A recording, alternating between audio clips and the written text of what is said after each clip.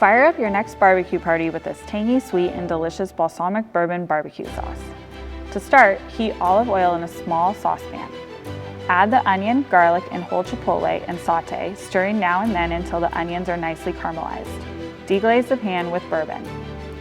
Add the Balsamic Vinegar of Modena, ketchup, liquid smoke, brown sugar, maple syrup, Worcestershire sauce, chili powder, dry mustard, soy sauce, and canned tomatoes. Bring to a boil and then simmer over low heat for 15 minutes until the mixture is thickened. Season to taste with salt and pepper. Puree in a blender until smooth. Cool and store in a covered container in the refrigerator for up to 4 weeks.